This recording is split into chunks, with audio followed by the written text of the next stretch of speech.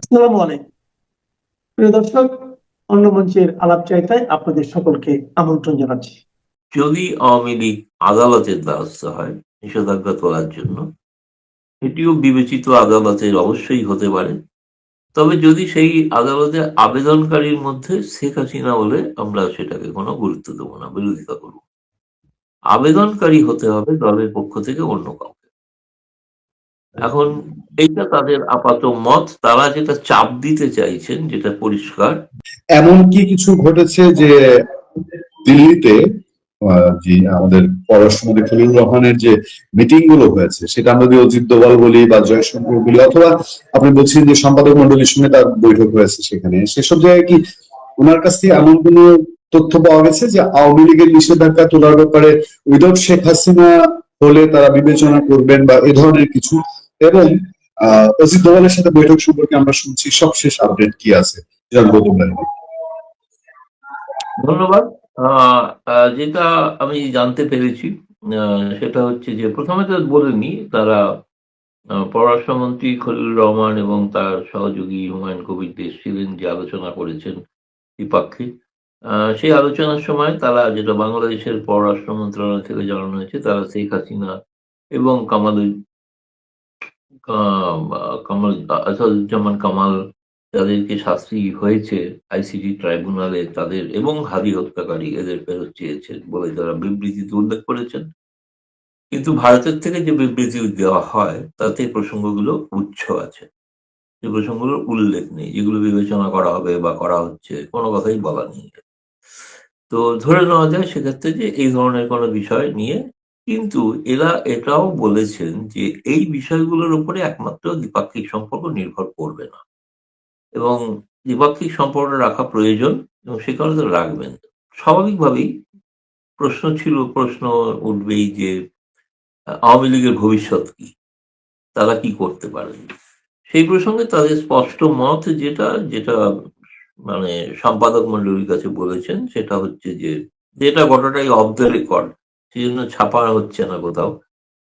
কিন্তু সৌভাগ্যক্রমে আমি অনেকের সঙ্গে কথা বলে জেনেছি, এবং মিশনের লোক যারা ছিল, মিশন থেকেও কেউ কেউ সেগুলো নিশ্চিত করেছেন। হাই কমিশনের ঘনিষ্ঠ একজন আছেন কূটনীতিবিদ, তিনিও নিশ্চিত করেছেন সেটা আর কি।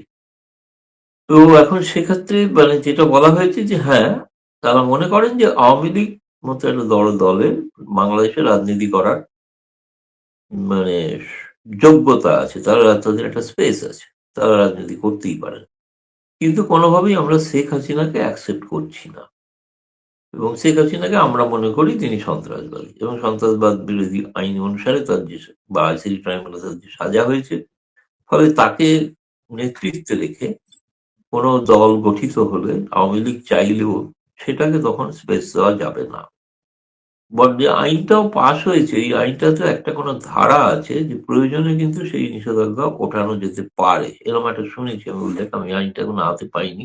আমাকে কেউ বিশিষ্ট কেউ একজন জানিয়েছেন যে আইনে কিন্তু নিষেধাজ্ঞা প্রত্যাহার করারও একটা ব্যবস্থা আছে, এবং তার সঙ্গে এটাও বলা আছে যে আরেকটা তারা বলেছেন যে যে আওয়ামী লীগের এর মধ্যে বাংলাদেশেও কিছু ঘটনা ঘটছে, সেটা যদি আপনি একটু লক্ষ্য করে দেখেন। আমি গতকাল পরশু বাংলাদেশ প্রতিদিন কাগজে খুব বিরাট ভাবে একটা বিবৃতি দেখলাম, এক এক আওয়ামী লীগের সাংসদ, যিনি হ্যাঁ যিনি জামালপুরের সাংসদ ছিলেন, জামালপুরের সাংসদ নূর মোহাম্মদ। তো নূর মোহাম্মদ একটা অদ্ভুত বিবৃতি দিয়েছেন, বিবৃতিটা খুব গুরুত্ব সহকারে ছাপা হয়েছে। এই বিবৃতিতে তিনি বলেছেন যে তিনি শেখ হাসিনা সরকারের আমলে সেই সময় যে ভুলভ্রান্তি সে কথা বলেছেন। তিনি বলেছেন বঙ্গবন্ধুকে অস্বীকার করা যাবে না, কিন্তু জিয়াউর রহমানকেও অস্বীকার করা যাবে না। একই সঙ্গে কিভাবে আবার বাংলাদেশে এই ভুলভ্রান্তি কাটিয়ে ফিরে আসা যায়, সেরকম একটা বিবৃতি কিন্তু তার আমি দেখলাম। প্রথম আওয়ামী লীগের সাংসদ, তার বিবৃতি, তিনি কি খুব গুরুত্বপূর্ণ সাংসদ ছিলেন তা নয়, আপনি জানেন তিনি প্রথমবারই সাংসদ হয়েছিলেন জামালপুর থেকে। ফলে আওয়ামী লীগের ওখানে যারা আছেন তাদের শীর্ষস্থানীয় অনেকেও তারা খুব, আমি বলবো ডেসপারেট, যে আবার রাজনীতিতে ফেরার জন্য তারা উপায় খুঁজছেন। সেটা একটা হয়তো ভাবনা চিন্তা আছে, কিন্তু এই গোটা বিষয়টা আমি যেটা মনে করি, সিদ্ধান্ত নেবেন শেখ হাসিনা নিজে এবং তার যে ওয়ার্কিং কার্যকরী কমিটি আছে তারা বসে সিদ্ধান্ত নেবেন। বাইরে থেকে কোনো দল কোনো নেতৃত্ব পরিবর্তনের দাবি করবেন আর সেটা মেনে নেওয়া হবে, তাহলে ভবিষ্যতে তো আওয়ামী লীগের নেতৃবৃন্দ যদি বৈঠক করে সিদ্ধান্ত নেন যে তারেক রহমানের পরিবর্তে ফজলুর রহমান বা অন্য কাউকে আনা হোক, সেটা কি তাদের পক্ষে মানা সম্ভব? মানা তো সম্ভব না। তো এখন এইটা যে রাজনৈতিক দল তাকেই সিদ্ধান্ত নিতে হবে। এবং আমি যেটা জানি শুনেছি আগামীকাল 10ই এপ্রিল প্রথম স্বাধীন বাংলাদেশ সরকারের প্রতিষ্ঠা দিবস মুজিবনগরে। সেখানকার বিষয়ে আগামীকাল হয়তো শেখ হাসিনা কোনো একটি ভাষণ দিতে পারেন আওয়ামী লীগ ফেসবুক পেজের মাধ্যমে। ফলে তখন হয়তো আরো পরিষ্কার সকলে জানতে পারবেন এবং আগামীকালও তিনি পার্টির শীর্ষ নেতৃবৃন্দের সঙ্গে একটা বৈঠক করতে পারেন শুনেছি। সুতরাং সেই বৈঠকে ভবিষ্যৎ আওয়ামী লীগের করনীতি ইত্যাদি এই নেতারা যারা এসেছিলেন মন্ত্রীরা তারা এটাও আবার দাবি করে গিয়েছেন যে ভারতে থেকে যেন শেখ হাসিনা কোনো বক্তব্য না রাখে, সেটা সেটা যেন ভারত সরকার দেখে। কিন্তু প্রশ্ন হচ্ছে যে আজকের দিনে টেকনোলজিতে তো শেখ হাসিনা তো সরাসরি তিনি কোনো রাজনৈতিক মঞ্চ ব্যবহার করে ভাষণ দিচ্ছেন না, তিনি তো ফেসবুকের মালিককে তাহলে ধরতে হয় বিএনপি সরকারকে যে ওনার ভাষণটা আপনারা বন্ধ করে দিন, বা ইউটিউবকে বলতে হয়। এতকাল তো আপনাদের প্যারিস থেকে একজন অকথ্য ভাষায় প্রোগ্রাম করছিলেন, চেষ্টা করেও তো শেখ হাসিনা সরকার বন্ধ করতে পারেন। এগুলো বন্ধ তো করা যায় না। আজকালকার দিনে টেকনোলজি এমন যে আপনি কোনোভাবেই কিছু এত রকমের হয়ে গেছে, এত রকমের প্ল্যাটফর্ম। ফলে এটা তো ভারত সরকার যদি মনে করেন যে না আচ্ছা উনি তো ফেসবুকের মাধ্যমে বলছেন, ফেসবুক খোলার তার তো অধিকার আছে, রাইট আছে। তিনি সরাসরি তো কোনো রাজনৈতিক কোনো মঞ্চ ব্যবহার করে ভাষণ দিচ্ছেন না, বা তারা রাস্তায় নেমে কোনো ভাষণ দিচ্ছেন না, এরকম তো নয়। বিদেশে যেরকম নিউ ইয়র্ক বা লন্ডনে প্রকাশ্যে আওয়ামী লীগ রাজনীতি করতে পারে, এখানে সরকার কোনো বাধা দেয় না। সেখানে তো আজ পর্যন্ত কেউই, না আগের ইউনূস সরকার না তারেক রহমান সরকার, কেউই তো তারা সেখানে কোনো আবেদন করেননি যে ওখানে আওয়ামী লীগকে কাজ করতে দেবেন না, পার্টি নিষিদ্ধ। নিষিদ্ধ তো বাংলাদেশে, নিষিদ্ধ বাংলাদেশের ভৌগোলিক সীমানার বাইরে নয়। ফলে সেখানে অন্য কোনো সরকার হস্তক্ষেপ করবে আমার এটা মনে হয় না। এইটি আপাতত বলতে পারি। এখন নির্ভর করছে সমস্তটাই শেখ হাসিনা কিভাবে ব্যাপারটাকে, এই নিশ্চয়ই তার কানে পৌঁছেছে যাবতীয় বিষয়, এবং তিনিও এই বিষয়ে সুচিন্তিত কোনো সিদ্ধান্ত রণনীতি নিয়ে হয়তো বলতে পারেন। কিন্তু আওয়ামী লীগের বাকি কিছু নেতার সঙ্গে আমার কথা হয়েছে, তারা কিন্তু বিশ্বাস করেন যে শেখ হাসিনার বিকল্প নেই, এবং তারা এটাও মনে করেন যে এই মুহূর্তে বাংলাদেশে শেখ হাসিনার জনপ্রিয়তা তুঙ্গে। এরা এই কারণেই শেখ হাসিনাকে আটকাতে চাইছেন যে শেখ হাসিনা ময়দানে ফিরে আসা মানে আওয়ামী লীগ আবার সসম্মানে প্রতিষ্ঠিত হয়ে যাবে, বিপদ এদের প্রত্যেকের।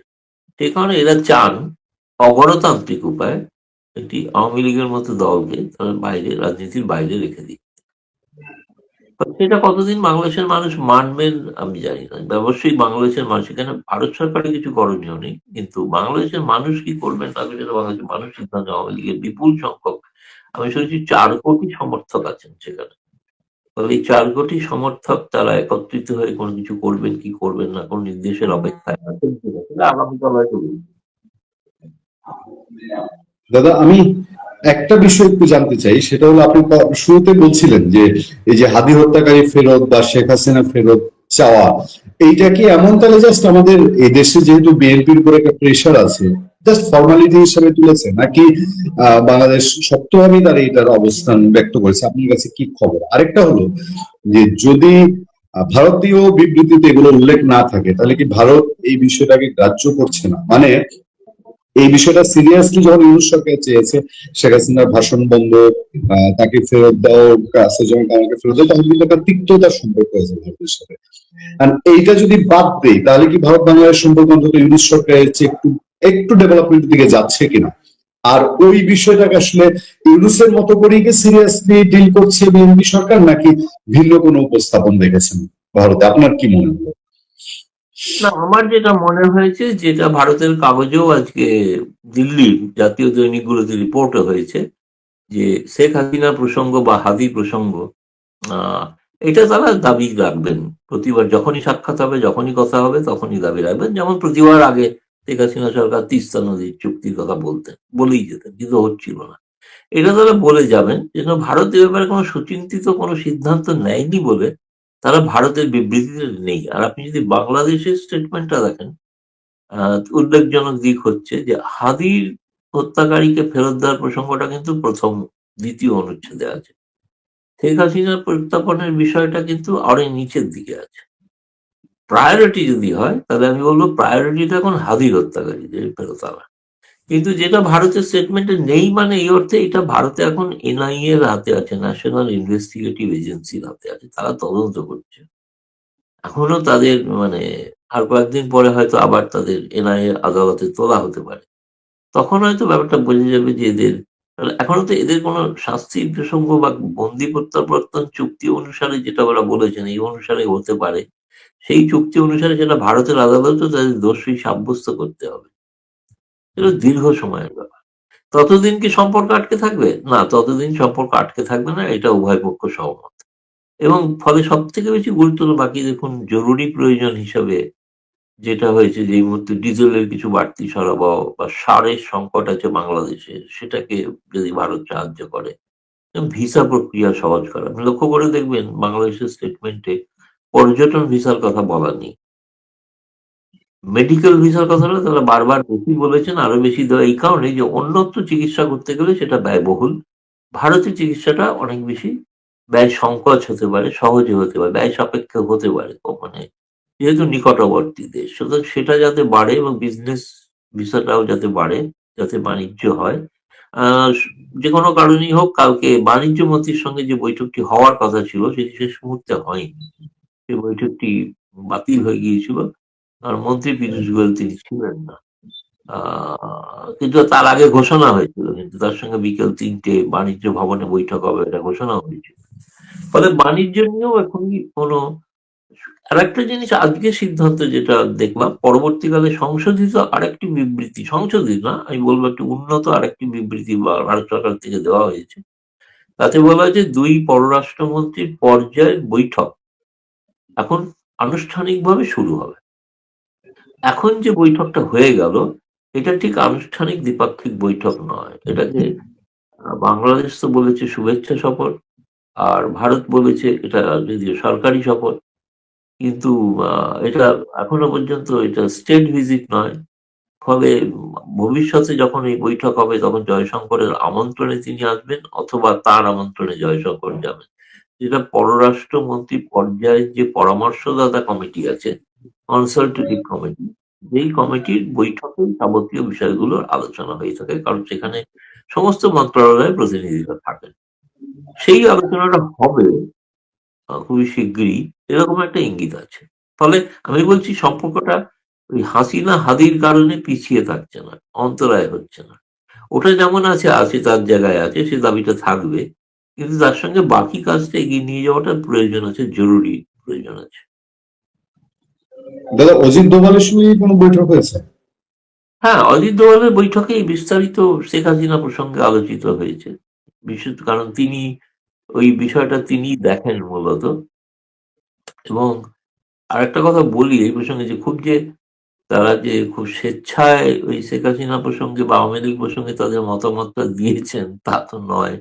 কারণ আমি যেটা শুনেছি যে বেশ কিছু সম্পাদকরা বারেবার যখন শেখ হাসিনা এবং আওয়ামী লীগ প্রসঙ্গ জানতে চাইছেন, কিছু কিঞ্চিত তারা একটু বিরক্ত বোধ করেছিলেন যে বারবার এই প্রশ্নটা ছাড়া অন্য কোনো প্রশ্ন করা যায় না, দ্বিপাক্ষিক সম্পর্কের অন্য বিষয়গুলো, অর্থাৎ এই বিষয়টাকে নিয়ে তাদের প্রশ্ন করলে উত্তর দিতেই হবে, ফলে সেই প্রশ্ন করাতে উত্তর দিয়েছেন। কিন্তু তারা এটাও বলছে যে এটা বিষয় নয়, এটা ছাড়া অন্য বিষয় দ্বিপাক্ষিক সম্পর্ক আর কিভাবে উন্নত হতে পারে সেইগুলো আছে। তবে আপনি যেটা বললেন যে এটা ঠিক ইউনুস সরকারের সময় থেকে কিঞ্চিত পার্থক্য আছে। ইউনুসের অধ্যাদেশগুলোকে আইনে পরিণত করা এবং বাংলাদেশ আওয়ামী লীগের নাম নিয়ে বলছেন সেই আইনে বাংলাদেশ আওয়ামী লীগকে কার্যক্রম নিষিদ্ধ করা, সেটার কন্টিনিউয়েশন। অনেকগুলো বিষয়।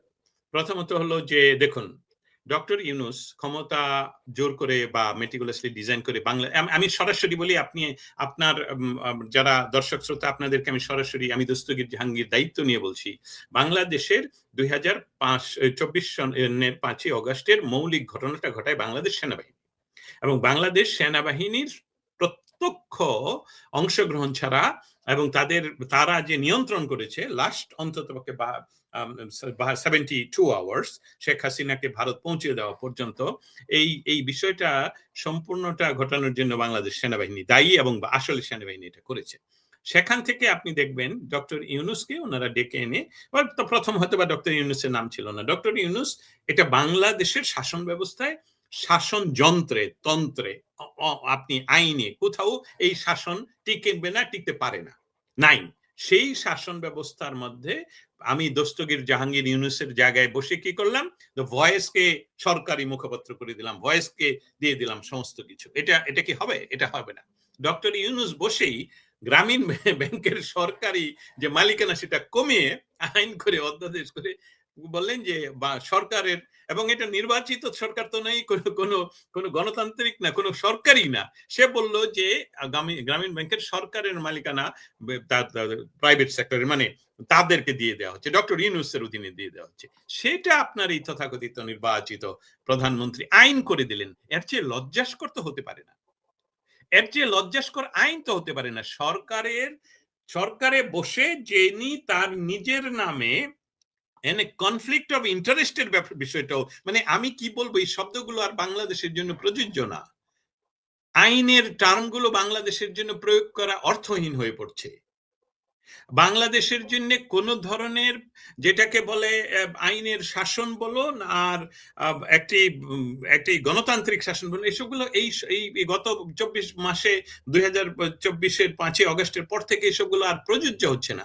শেখ হাসিনার নামে, শেখ হাসিনা সরকারের নামে যেই সকল প্রপাগান্ডাগুলো প্রচন্ড ভাবে আমরা শুনেছি বা দেখেছি, সেখানে এখন তারাই বলে যারা প্রচন্ড ক্রিটিসাইজ করতেন, এবং নিশ্চয়ই আপনার কলিগদের কথা আপনার মনে আছে, তারা ওপেনলি শেখ হাসিনা, আমি নিজে শেখ হাসিনার বিভিন্ন সমালোচনা করে লিখতে পারতাম। এখন ইউনূসের সরকার তো গুলো এই সরকারের নামেও লেখা যাচ্ছে না, বলা যাচ্ছে না, এবং তারা করছেন কি, ইউনূস যেই বেআইনি কাজ, আমি যখন জন্মই নিলাম না, পৃথিবীতে তো দুই ধরনের এন্টিটি, একটা হলো লিগ্যাল এন্টিটি আর একটা হলো ফিজিক্যাল এন্টিটি। আমি জন্ম নেওয়ার পর, একটা মানুষ বা একটা গাছ জন্ম নেওয়ার পর, গাছের কথা বলে, আমি একটা মানুষ জন্ম নেওয়ার পর সে তার এন্টিটি দ্বারায় ফিজিক্যাল এন্টিটি, আর লিগ্যাল এন্টিটি দ্বারায় লিগ্যাল প্রসিডিউরে, যেমন এলএলসি, কোম্পানি, অমুক তমুক এবং রাষ্ট্র। সেইটা তো দাঁড়ায়নি, সেটা তো জন্মই নেয়নি। সেটা এই আইনগুলো আপনারা এই অধ্যাদেশগুলো আপনারা পাশ করছেন কিভাবে? আপনি কিভাবে? আরেকটা মোটা দাগে আরেকটা কথা বলতে চাই, বাংলাদেশকে যদি আপনি আওয়ামী লীগকে যদি নিষিদ্ধ ঘোষিত করেন, চিন্তা করে দেখুন যে বঙ্গবন্ধু শেখ মুজিবের জন্ম হয়নি। বঙ্গবন্ধু শেখ মুজিব রাজনীতির, বাংলাদেশের মানুষের স্বপ্নের স্বাধীন একটি বাংলাদেশ গড়ার স্বপ্ন উনি যদি না দেখতেন, তাহলে আওয়ামী লীগের জন্ম হতো না। আওয়ামী লীগ কিন্তু সেই সময়ে পাকিস্তান হয়েছে ইসলামী মুসলমানদের জন্য দেশ। সেই দেশের জন্মের 20 বছরের নিচে সময়ের ভিতরে বঙ্গবন্ধু মুসলিম শব্দটাই বাদ দিতে পেরেছেন। একেই বলে নেতৃত্ব এবং দূরদর্শিতা এবং সাহসিকতা। এবং সেই ব্যক্তির জন্ম, আওয়ামী লীগের জন্মকে যদি অস্বীকার করেন, তাহলে তো হ্যালো মাননীয় প্রধানমন্ত্রী তারেক রহমান, আপনার দেশ নেই তো, বাংলাদেশ তো নেই তো, আপনি তো নিষিদ্ধ করেছেন। এটা তো পাকিস্তানের অংশ। আপনার এই ধরনের আইনের প্রতিফলন ঘটে যে, এটা তো হতে পারে না। কোথাও কোনো ভ্যাকুয়াম নেই, কোথাও কোনো শূন্য নেই। এমনকি আমরা যখন পড়তাম যে মহাশূন্য, এটা মহাশূন্য নয়, সেখানেও পার্টিকেলস ভর্তি, উই নো অলরেডি। সো শূন্যতা যেহেতু থাকবে না, আপনি বাংলাদেশ আওয়ামী লীগকে নিষিদ্ধ করলেই তো বাংলাদেশের অস্তিত্বকে নিষিদ্ধ করা হয়, তাহলে তো আপনি পূর্ব পাকিস্তান হয়ে গেলেন।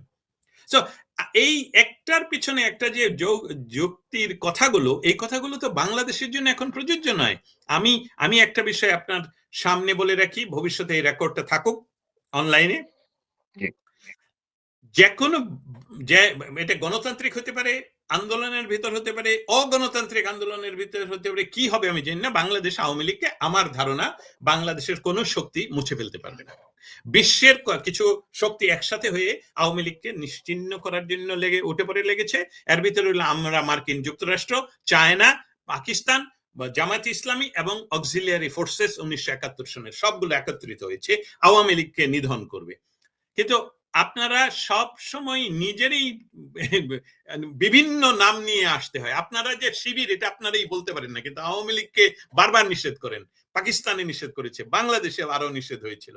এবং আওয়ামী লীগ যখন ফিরবে, ইংরেজিতে টার্ম হলো, লিগাল টার্ম হলো প্রেসিডেন্স। প্রেসিডেন্স কমন লতে হলো আইন। কমন ল কান্ট্রিগুলোতে আগের যে ধরনের আমরা প্রেসিডেন্স বা রীতি বা নীতি যাই কিছু যেভাবে বলি, সেসবগুলো আইন। অতএব আপনারা যেটা করছেন যে আওয়ামী লীগ নিষিদ্ধ, বাংলাদেশ জন্মর বহু পর বা বঙ্গবন্ধুকে হত্যা করার করে আপনারা বিএনপির জন্ম হয়, জাসদ জন্ম হয় বাংলাদেশের পর, জামায়াতে ইসলামী পাকিস্তানি জন্ম হয়। তাহলে বাংলাদেশ জন্মের ইতিহাসের সাথে যে যুক্ত, তাকে যে আপনারা নিষেধ করলেন, আওয়ামী লীগ এসে যদি সম্পূর্ণভাবে সকলকে নিষিদ্ধ করে, তাহলে বাংলাদেশের মানুষ তাকে সাপোর্ট করবে, কারণ আপনারা প্রেসিডেন্ট তৈরি করে যাচ্ছেন। অতএব দুঃখজনক ভাবে হলো সত্য যে শেখ হাসিনা যতটুকু পর্যায়ে গণতান্ত্রিক, আমাদের দেশের মানুষ আমরা গণতন্ত্রের জন্য প্রস্তুত নই, আর গণতন্ত্রের নির্দিষ্ট কোনো সংজ্ঞা নেই। আমাদের দেশের গণতন্ত্রের সংজ্ঞা আমাদের মতন হবে, ব্রিটেনের গণতন্ত্রের সংজ্ঞা ব্রিটেনের মতন হবে, কারণ ওই দেশের আবহাওয়া, ওই দেশের মানুষের খাবার, ওই দেশের মানুষের কালচার ওইভাবে। অতএব আমাদের দেশের গণতন্ত্র যেহেতু আমাদের দেশের মতন, যে জিয়াউর রহমানের ছেলে তারেক রহমান এসে আওয়ামী লীগকে নিষিদ্ধ করে দেবে, এবং আপনাদের সামনে আজকে পহেলা বৈশাখে এই কথা আমি রেকর্ডে বলে গেলাম, তাহলে জিয়াউর রহমান সাহেবের যে কবর, তার ভিতরে ওনার লাশটুকু আছে কিনা সেটাও তো কনফার্ম করা হয়নি ডিএনএ করে। অতএব সেটা কিন্তু 15 কেন 25 বছরে আওয়ামী লীগ সরকার সেটাতে হাত দেয়নি। সেটা সুন্দর করে সরকারি টাকায় সেটাকে রক্ষণাবেক্ষণ করা হয়েছে। আর আপনারা নাকি নিজেদের নির্দেশে 32 নম্বর ভেঙে দিয়েছেন। অতএব আমি আশঙ্কা করছি যে আওয়ামী লীগ যখন ক্ষমতায় আসবে, তখন আমি এটা চাই না। আমি চাই আওয়ামী লীগ সবচেয়ে ভালো করুক, সমস্ত কিছুকে ক্ষমা করে দেখ। কিন্তু একটি বিষয়ে আমরা প্রতীয়মান হলাম, আওয়ামী লীগ হয়তো বা সবসময় ক্ষমা করে দেয়, কিন্তু আওয়ামী লীগকে তারা সুযোগ পেলেই ধ্বংস করতে চেষ্টা করে। অতএব এটা আমাদের জন্য একটা দুর্যোগের ইঙ্গিত আমি মনে করি। অনেক ধন্যবাদ। আপনি ক্ষমার কথা বললেন, এই যে ক্ষমাই অনেকে এইটি বলছে এবং এটি বাস্তবতা যে আওয়ামী লীগ আসলে যে বঙ্গবন্ধু থেকে শুরু করে শেখ হাসিনা পর্যন্ত যতবার ক্ষমা করেছে, দয়া করেছে, সেই দয়া সেই ক্ষমাকে আসলে বিরোধী পক্ষ, বিরোধী শক্তি তারা দুর্বলতা ভেবে আওয়ামী লীগের উপরে আঘাত হেনেছে। সেটি 2024-এর 5ই আগস্টেও কিন্তু সেটারই একটি প্রতিফলন দেখা গেছে। ফলে এখন প্রশ্ন উঠেছে, আওয়ামী লীগ সামনেও কি এই ভুলগুলো করবে কিনা, ক্ষমা করতে গিয়ে পুরো বাংলাদেশের মানুষকেই বিপদগ্রস্ত করবে কিনা, সেটিও কিন্তু এখন থেকেই ভাবার অবকাশ রয়েছে। আমি আরেকটি প্রশ্নের একটু উত্তর আপনার কাছ থেকে শুনে আমরা শেষ করতে চাই। সেটি হলো যে এই যে ডক্টর ইউনূসের সময়ে আমরা দেখলাম সারা বিশ্বে এক ধরনের মানে নিন্দার ঝড় উঠেছিল, উদ্বেগ বাংলাদেশ ছাপিয়ে সারা বিশ্বে চলে গিয়েছিল, যে মব সম্রাট হিসেবে বলা হয় ডক্টর ইউনূসকে। প্রতিদিনই মব কিলিং, মব লিঞ্চিং যাই আমরা বলি, মানে এমন ভাবে হয়েছে। তো সেটি ডক্টর ইউনূস কে ছাপিয়ে যখন এই সরকার ক্ষমতায় বসলো, ডক্টর তারেক রহমানের সরকার, আমরা শুনলাম স্বরাষ্ট্রমন্ত্রী তিনি বললেন আর মব হবে না, যেমনটা ওই রেজওয়ানা হাসান বলেছিলেন। যেদিন বলেছেন মব হবে না, তারপর দিনই মব হয়েছে, সেদিন থেকে আরো মব বেড়েছে। তো এই যে একজন পীরকে পিটিয়ে হত্যা করলো, সেটি কি মব হিসেবে আপনি দেখবেন, নাকি তারেক রহমান কেন দেখলেন না মব হিসেবে, বা তারা কেন দেখছেন না? আর এই পরিস্থিতি কি এই সরকারের সময়ও আসলে চলতেই থাকবে কিনা? আমরা আজকের আলোচনার মূল আলোচনায় চলে আসলাম। বিষয়টা হলো যে যেই সরকার এখন দেশ চালাচ্ছে তথাকথিত নির্বাচনের মাধ্যমে, এই সরকার আসলে যারা ডক্টর ইউনূসকে ক্ষমতায় বসিয়েছিলেন তাদের এক্সটেনশন। কারণ দেখুন, তাদের যে ন্যাশনাল সিকিউরিটি অ্যাডভাইজার, উনি বিএনপির হয়ে পড়েছেন, পররাষ্ট্রমন্ত্রী। সো এটা শুধু একটু এক্সটেন্ড করে, একটু লম্বা করে দেখলেই বা বড় করে দেখলেই বুঝতে পারবেন যে এই সরকার হলো ডক্টর ইউনূসের সরকারই চলছে। এবং সেই মব ছাড়া ওনাদের আসলে রাজনৈতিকভাবে আমার মনে হচ্ছে আজকে এতদিন পরে, আমরা তো প্রায় 2 মাস সময়ের মতন, ফেব্রুয়ারির 12, আজকে এপ্রিলের 12, হ্যাঁ 2 মাস সময় তো দিয়ে দিলাম, আরো না হয় 1 মাস দিব।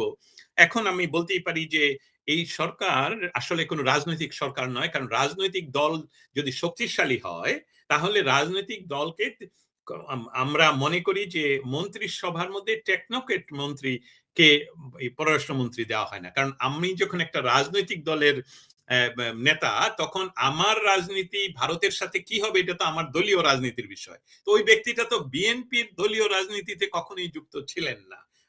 উনি এসেছিলেন যারা, আমি শব্দটার শাসন ব্যবস্থা পরিবর্তন, আমি কিন্তু ইংলিশে শব্দটা বলে রেজিম চেঞ্জ, এটা সহজ বাংলা হলো ক্ষমতার পরিবর্তন। নো, আমি এটার বাংলা শব্দটা ব্যবহার করতে চাই, শাসন ব্যবস্থার পরিবর্তন যারা করতে চেয়েছেন। শাসন ব্যবস্থার পরিবর্তন যেমন করা হয়েছে ইরাকে, ধ্বংস করে দেওয়া হয়েছে।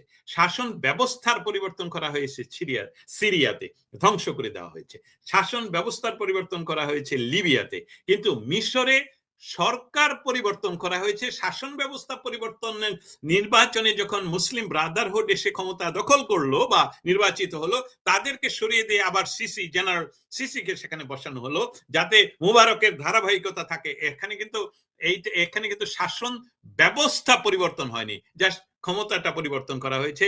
ঠিক একইভাবে এখন আসি আপনার কথায় যে এটা যে রাজনৈতিক দল নয়। ইরানে দেখুন, ইরানের সমস্ত লিডারদেরকে আমরা যুক্তরাষ্ট্র বোমা মেরে হত্যা করে ফেলেছি। আমরা প্রতিদিন সেখানে আক্রমণ করছি, কিন্তু তারপরেও সেখানে শাসন ব্যবস্থা পরিবর্তন হচ্ছে না। আপনি দেখতে পাচ্ছেন যে সেখানে পৃথিবীর সবচেয়ে টেকনোলজিক্যাল এবং যেটাকে বলে সমর অস্ত্র সবচেয়ে শক্তিশালী আমেরিকা এবং ইসরায়েল, তারা চেষ্টা করেও হয়তোবা তারা যেভাবে এক রাতে শেষ করে দিতে পারে, এটা বাস্তব সত্য কথা। কিন্তু সেটা তো এই ধরনের যুদ্ধ আসলে পৃথিবীর জন্য মহা ঝামেলা সৃষ্টি হবে। আমি যেটা সংক্ষিপ্ত আকারে বলতে চাচ্ছি যে বাংলাদেশে 6 জন ছেলেকে সামনে রেখে শাসন ব্যবস্থাই পরিবর্তন করে ফেললো, অথচ আরেকটা দেশে প্রতিদিন যুদ্ধ করে শাসন ব্যবস্থা পরিবর্তন করতে পারছে না। অতএব এইটার উদাহরণ হলো যে আমাদের দেশের মানুষের বিশ্বাসঘাতকতা এবং তাদের স্বাধীনতার প্রতি অশ্রদ্ধা, দেশের তারা যে স্বাধীন একটি জাতি শিরোধারা দাঁড় করে দাঁড়াইতে পারে সেইটা দেখুন। ইরানে কিন্তু আমার মনে হয় প্রায় 80% ইরানিয়ান সাধারণ মানুষ এবং 100% নারীরা কিন্তু এই সরকার বিরোধী, যে সরকার এখন ক্ষমতায় আছে। কিন্তু যখনই সেখানে যুদ্ধ আরম্ভ হলো, দেখুন তারা কিন্তু অস্ত্র তাদেরকে পাঠানো হলো, কিন্তু তারা অস্ত্র গ্রহণ করলো না, হাতে অস্ত্র তুলে নিল না, আগে আমাদের দেশ বাঁচাবো, তারপরে আমরা শাসন ব্যবস্থা পরিবর্তন করব। কিন্তু বাংলাদেশে বারবার ঘটছে, অতএব আমাদের ভেতরে আমরা আসলে সঠিক একটি ক্লিন জাতি নই। এবং এই যে পীর হত্যা আজকে এটা নতুন নয়। ডক্টর ইউনূসের সময় লাইভে টেলিফোন থেকে লাইভ করে চতুর্দিকে এই আল্লাহু আকবার ধ্বনি দিয়ে আমি দেখেছি পীরদের বাড়ি আক্রমণ এবং নৃশংসভাবে হত্যা।